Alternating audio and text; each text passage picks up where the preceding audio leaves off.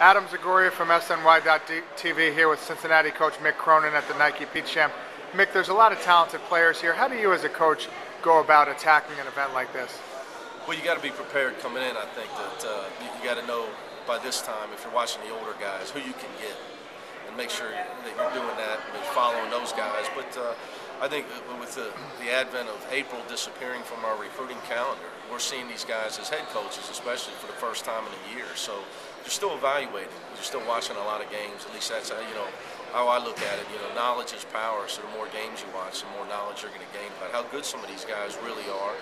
I'm not a guy that believes in the rankings, so I like to watch games for myself. Sometimes not even knowing who I'm watching, just to see if a guy catches your eye.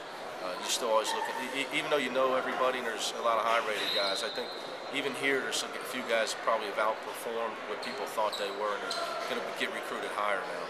Coach, would you like to see them bring back some of the April recruiting period? I know there's talk of maybe sacrificing some days in July and bringing back some time in April. I think there's no doubt that that's coming, and we need to spread it out. There's too much going on right now, too much pressure, I think, on the young kids to attend all these events in the 20-day period in July.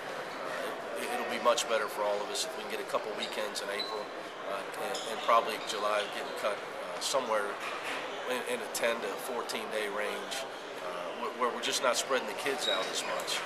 It's just going to make a whole lot more sense. I think it's going to be a lot more productive for everybody. And now you have a window in between the two 10-day periods in July. Is that when the coaches can get a lot of work done in terms of going back, calling the kids, writing letters to the kids and so forth in the few days following this period?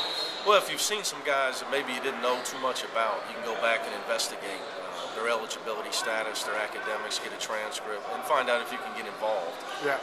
Call the necessary people, because as you know, we're limited as who we can call while we're at these events.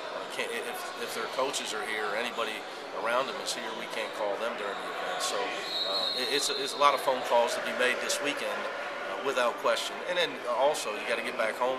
We all got our teams on campus. I think that's, for the head coaches, that's our biggest fear. We're away from our team. We don't like to be away from our teams when they're on our campuses, spending time with our players, because they're the ones that matter the most. Let's talk about your team. You lose a couple key guys from last year, Rashad Bishop from Patterson, New Jersey, Ibrahim Thomas, but you have some young up-and-coming guys like Sean Kilpatrick, a White Plains, New York guy.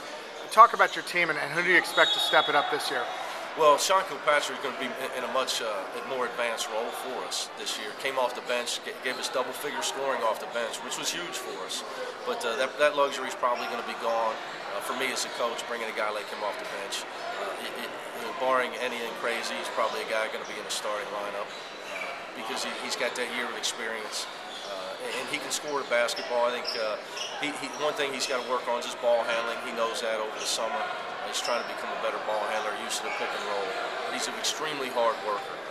He's going to have a great year coming up. He's got some veterans around him, and we got a few young guys from the metropolitan area. Jermaine Sanders and Shaquille Thomas. Yeah, they're going to be big for us. Jermaine Sanders, the guy is a highly productive player at Rice. Unfortunately, maybe the best player in the last team at Rice. Right. The unfortunate advent and closing of the school, but he'll carry the banner well in Cincinnati and in the Big East. And then Shaq Thomas, high flyer, tremendous upside, tremendous potential. Both those guys are going to be great players for us.